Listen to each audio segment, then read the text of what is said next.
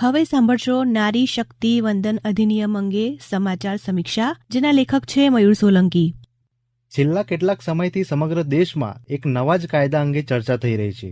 તે છે નારી શક્તિ વંદન અધિનિયમ. તો શું છે આ નારી શક્તિ વંદન અધિનિયમ? તેનાથી કોને લાભ થશે તે અંગે જાણકારી મેળવીએ. નારી શક્તિ વંદન અધિનિયમ લોકસભા અને રાજ્ય વિધાનસભાઓમાં મહિલાઓ માટે 33% અનામત પ્રદાન કરે છે.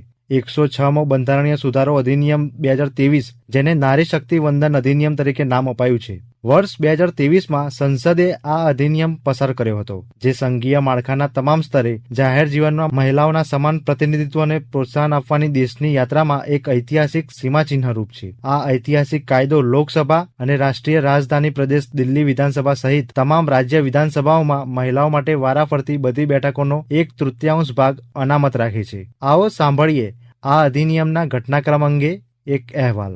આ અધિનિયમ રાજકીય પક્ષો વચ્ચે સર્વસંમતિના અભાવને કારણે 27 વર્ષથી ચાલી રહેલી કાયદાકીય ચર્ચાની પરાકાષ્ઠા છે. આ અધિનિયમનો ખરડો નવા સંસદ ભવનમાં પ્રથમ વખત વિચારણા હેઠળ આવ્યો હતો. 20 સપ્ટેમ્બર 2023ના રોજ લોકસભાએ 454 મતો તરફેણમાં અને 2 મતોના વિરોધ સાથે આ ખરડો પસાર કર્યો હતો. 21મી સપ્ટેમ્બર 2023ના રોજ રાજ્યસભામાં સર્વાનુમતે આ ખરડો પસાર થયો હતો. 28 સપ્ટેમ્બર 2023ના રોજ રાષ્ટ્રપતિ દ્રૌપદી મુર્મુએ આ ખરડા પર હસ્તાક્ષર કરતા જ તે નારી શક્તિ વંદન અધિનિયમ બન્યો. મહિલાઓ માટેની અનામતના મુદ્દા પર અગાઉ વર્ષ 1996, 1997 અને 1998માં ચર્ચા કરવામાં આવી હતી. જો કે લોકસભાના વિસર્જન અથવા રાજકીય પક્ષોમાં સર્વસંમતિના અભાવને કારણે તે આગળ વધી શક્યું ન હતું. ત્યારબાદ મહિલા અનામત માટે કયા પ્રયાસ કરાયા, સાંભળીએ આ અહેવાલમાં. વર્ષ 2010માં મહિલા અનામત માટે વધુ એક પ્રયાસ કરાયો હતો. તે માટે સંસદમાં 108મો બંધારણીય સુધારા ખરડો લવાયો હતો, જેમાં લોકસભા અને તમામ રાજ્ય વિધાનસભાઓમાં મહિલાઓ માટે 3જા ભાગની બેઠકો અનામત રાખવાની જોગવાઈ કરવામાં આવી હતી. રાજ્યસભાએ 9 માર્ચ 2010ના રોજ આ ખરડો પસાર કર્યો હતો. જો કે લોકસભાએ આ ખરડા પર મતદાન કર્યું નહોતું. લોકસભામાં લાંબા સમય સુધી પેન્ડિંગ રહ્યા બાદ આ ખરડો અંતે રદ થયો હતો.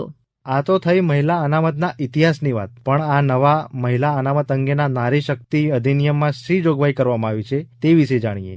આ અધિનિયમ અનુસાર લોકસભા અને વિધાનસભાઓમાં 3જા ભાગની બેઠકો મહિલાઓ માટે અનામત રહેશે.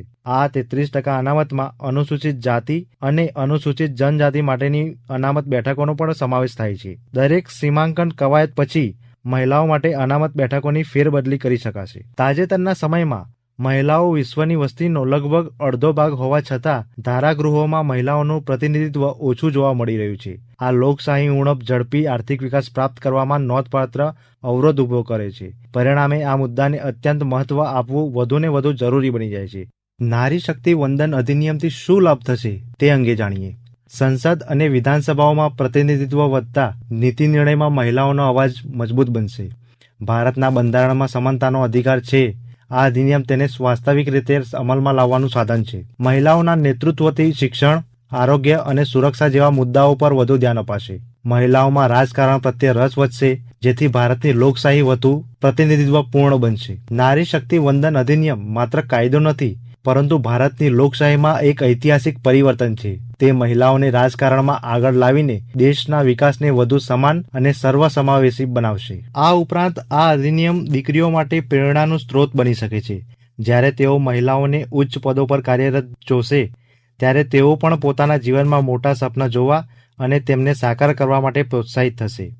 આ રીતે આ કાયદો માત્ર રાજકીય ક્ષેત્રમાં જ નહીં, પરંતુ સામાજિક અને આર્થિક ક્ષેત્રોમાં પણ સકારાત્મક પરિવર્તન લાવી શકે છે.